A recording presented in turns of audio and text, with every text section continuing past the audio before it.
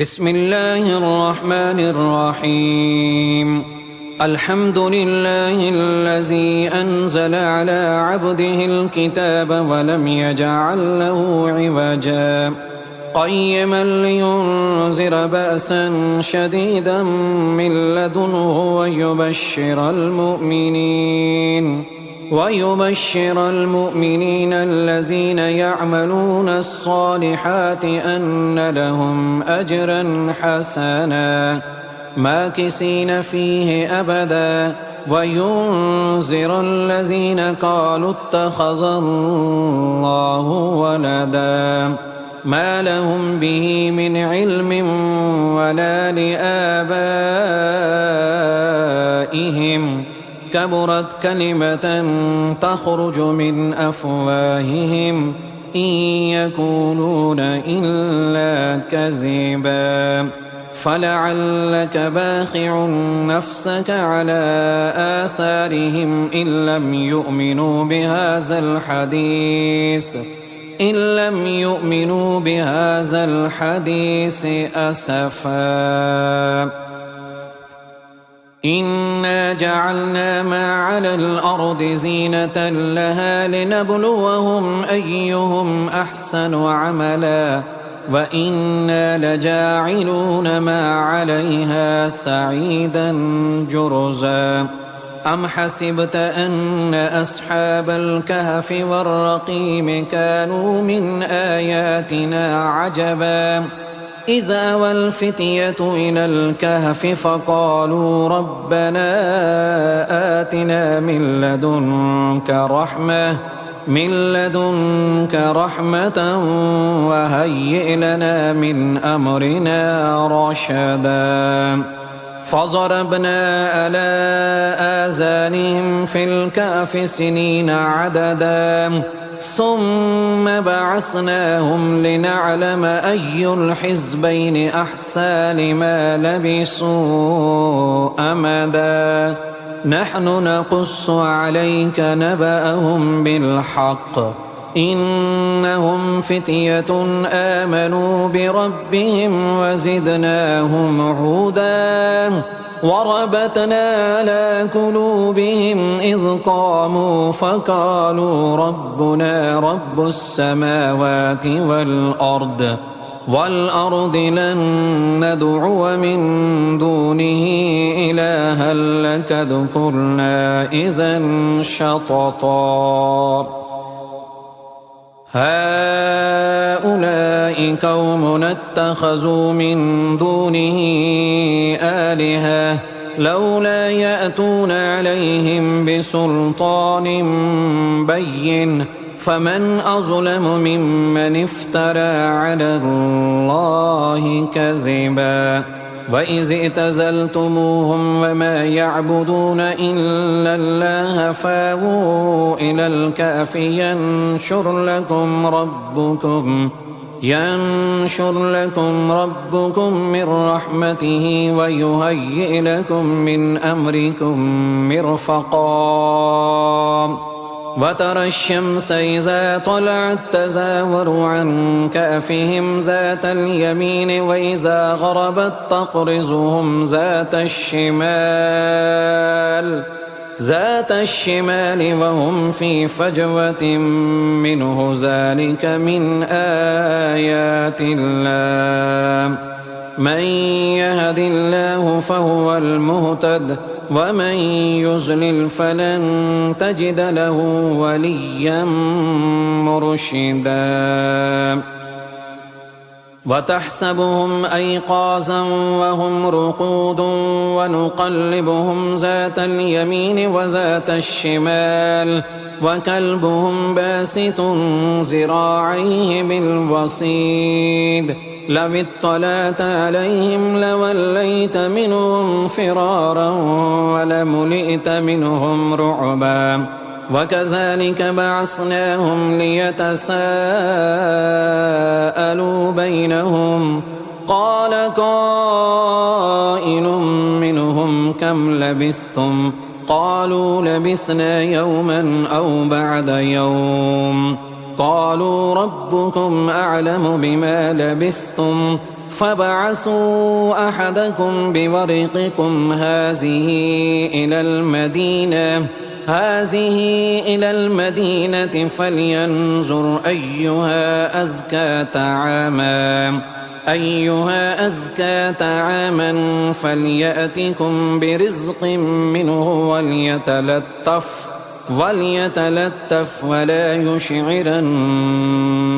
بكم أحدا إنهم إن يظهروا عليكم يرجموكم أو يعيدوكم في ملتهم ولن تفلحوا إذا أبدا وكذلك أعصرنا عليهم ليعلموا أن وعد الله حق وأن الساعة لا ريب فيها إذ يتنازعون بينهم أمرهم فقالوا بنوا عليهم بنيانا ربهم أعلم بهم قال الذين غلبوا على أمرهم لنتخذن عليهم مسجدا سيقولون ثلاثة رابعهم كلبهم ويقولون خمسة سادسهم كلبهم رجما بالغيب ويقولون سبعة وثامنهم كلبهم قل ربي أعلم بعدتهم ما يعلمهم إلا قليل فلا تمار فيهم إلا مراء ظاهرا ولا تستفت فيهم منهم أحدا ولا تقولن لشيء إني فاعل ذلك غدا إلا أن يشاء الله واذكر ربك إذا نسيت وقل عسى أن يهديني ربي لأقرب من هذا رشدا ولبثوا في كهفهم 300 سنين وازدادوا 9 قل الله أعلم بما لبثوا له غيب السماوات والأرض أبصر به وأسمع ما لهم من دونه من ولي ولا يشرك في حكمه أحدا واتل ما أوحي إليك من كتاب ربك لا مبدل لكلماته ولن تجد من دونه ملتحدا واصبر نفسك مع الذين يدعون ربهم بالغداة والعشي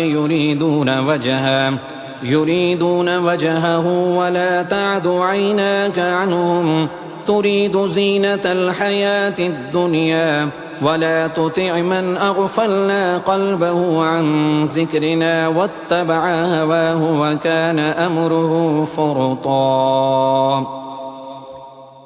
وقل الحق من ربكم فمن شاء فليؤمن ومن شاء فليكفر إنا أعتدنا للظالمين نارا أحاط بهم سرادقها وإن يستغيثوا يغاثوا بماء كالمهل يشفي الوجوه بئس الشراب وساءت مرتفقا إن الذين آمنوا وأملوا الصالحات إنا لا نضيع أجر من أحسن عملا أولئك لهم جنات عدن تجري من تحتهم الأنهار يحلون فيها من أساور من ذهب ويلبسون ثيابا حزرا من سندس واستبرق متكئين فيها على الأرائك نعم الثواب وحسنت مرتفقا واضرب لهم مثل الرجلين جعلنا لأحدهما جنتين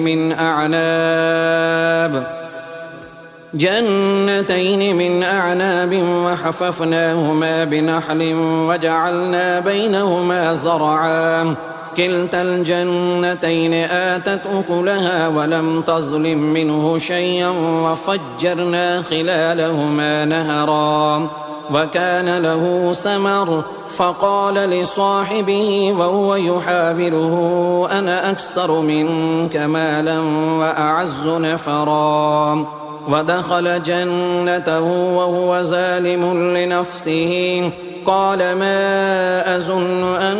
تبيد هذه أبدا وما أظن الساعة قائمة ولئن رددت إلى ربي لأجدن خيرا منها منقلبا قال له صاحبه وهو يحاوره أكفرت بالذي خلقك من تراب ثم من نطفة ثم سواك رجلا لكن هو الله ربي ولا أشرك بربي أحدا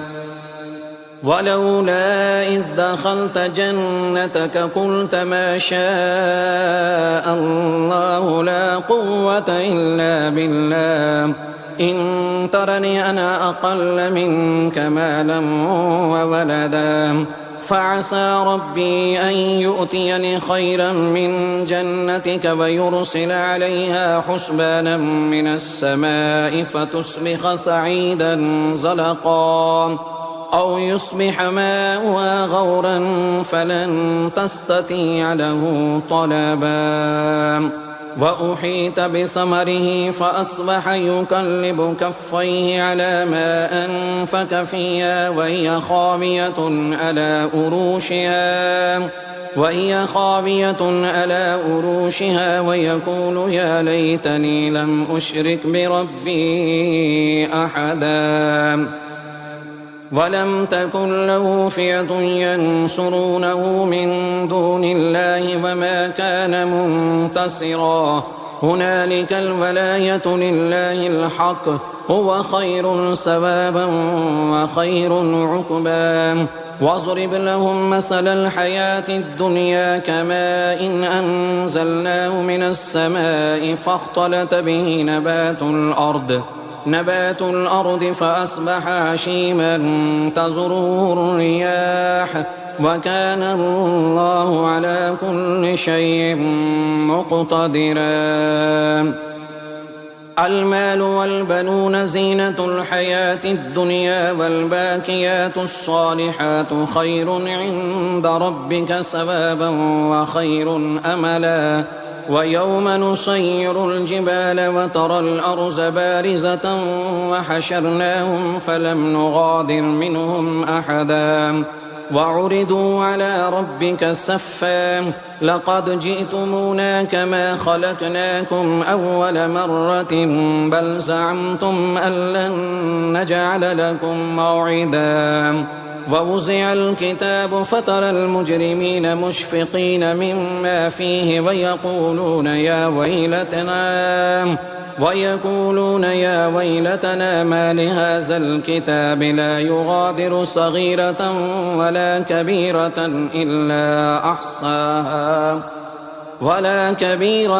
إلا أحصاها ووجدوا ما عملوا حاضرا ولا يظلم ربك أحدا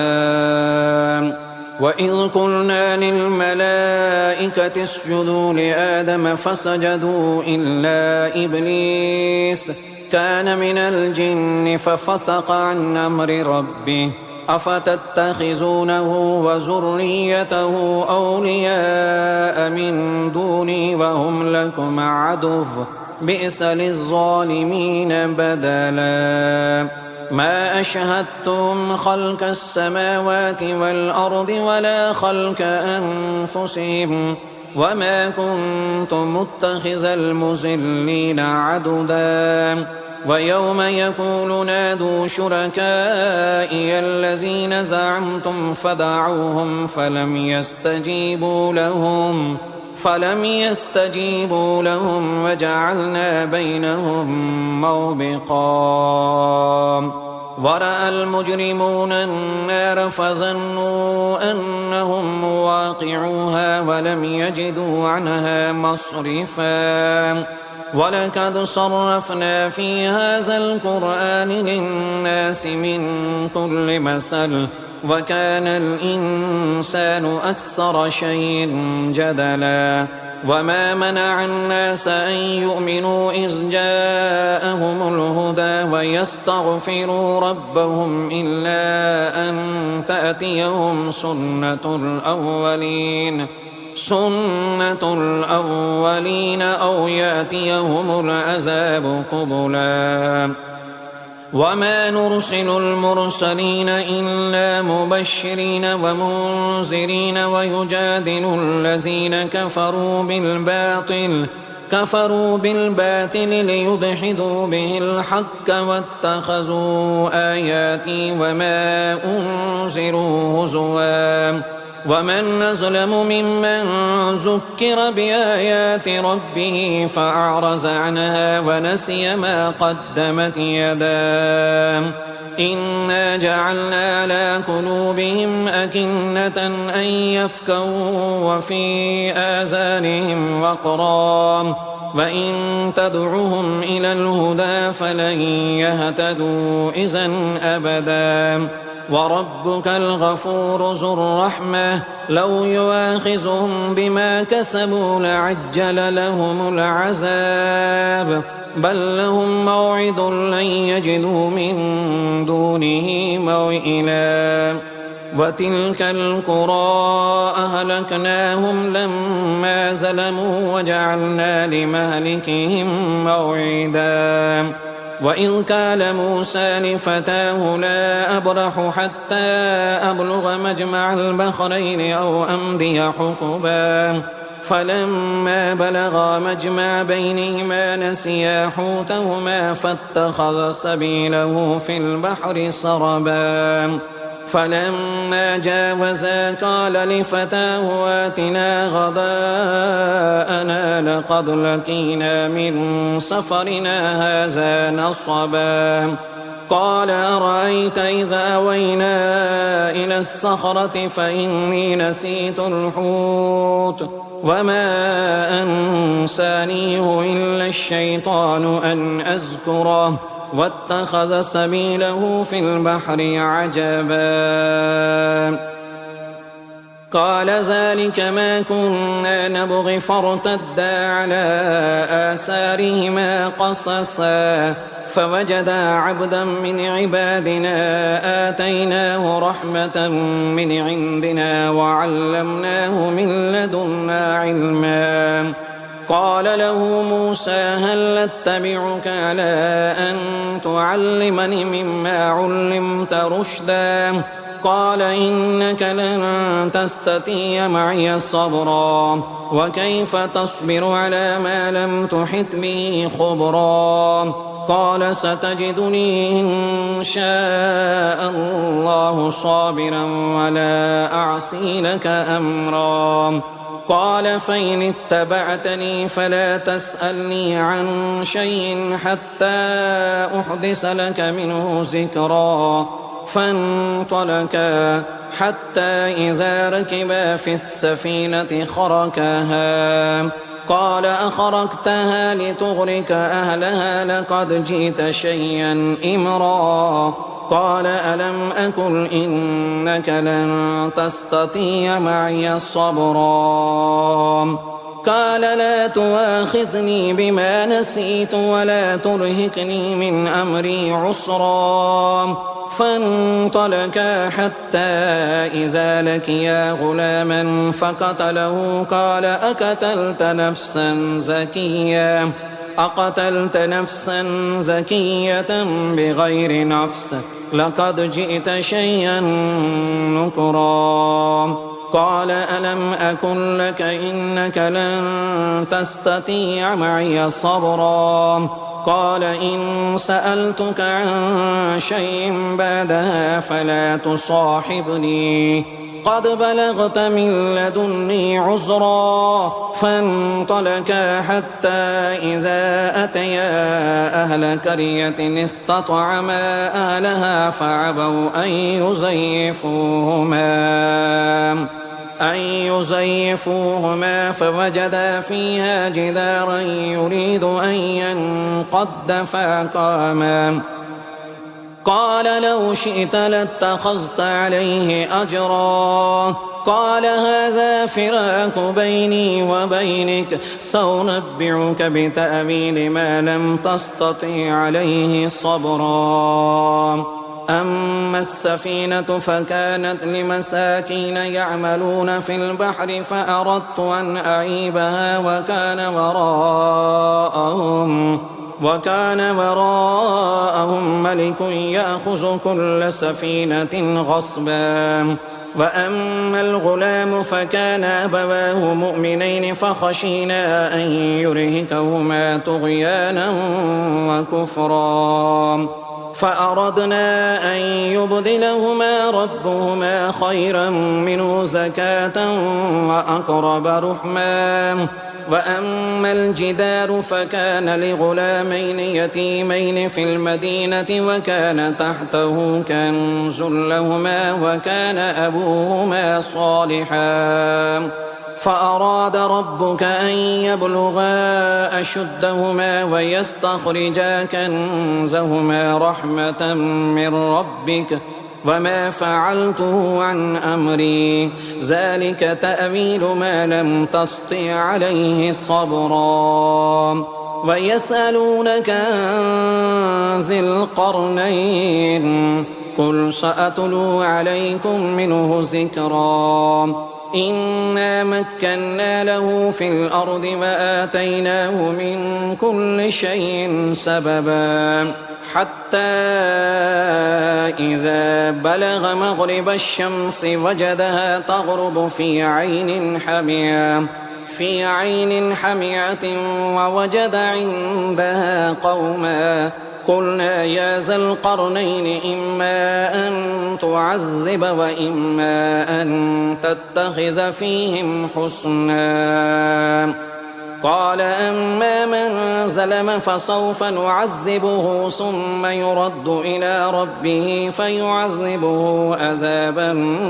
نكرا وأما من آمن وعمل صالحا فله جزاء الحسنى وسنقول له من أمرنا يسرا ثم أتبع السببا حتى إذا بلغ مطلع الشمس وجدها تطلع على قوم لم نجعل لهم من دونها سترا كذلك وقد أحطنا بما لديه خبرا ثم أتبع سببا حتى إذا بلغ بين الصدين وجد من دونهما قوما لا يكادون يفقهون قولا قالوا يا ذا القرنين إن يأجوج ومأجوج مفسدون في الأرض فهل نجعل لك خرجا على أن تجعل بيننا وبينهم سدا قال ما مكني فيه ربي خير فأعينوني بقوة أجعل بينكم وبينهم ردما آتوني زبر الحديد حتى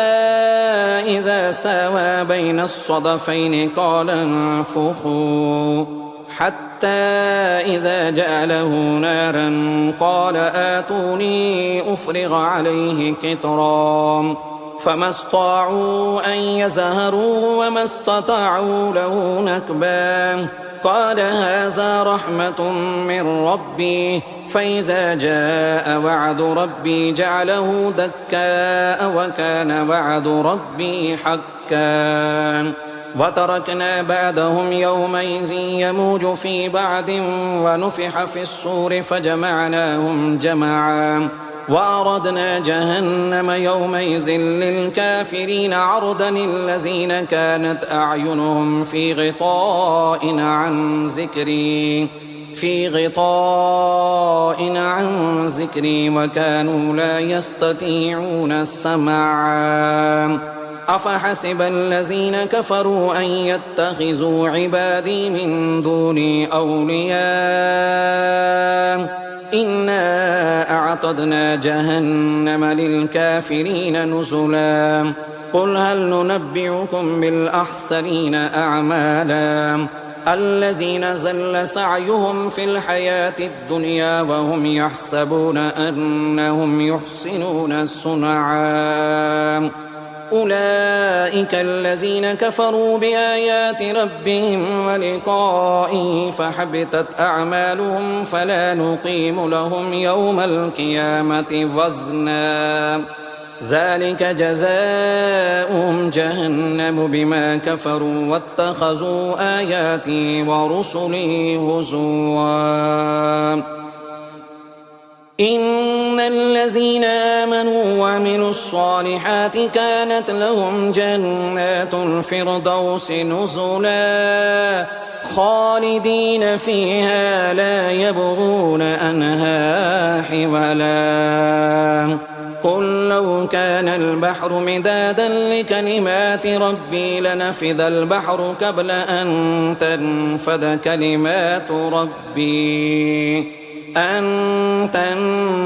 كلمات ربي ولو جئنا بمثله مددا قل إنما أنا بشر مثلكم يوحى إلي أنما إلهكم إله واحد فمن كان يرجو لقاء ربه فليعمل عملا صالحا ولا يشرك بعبادة ربه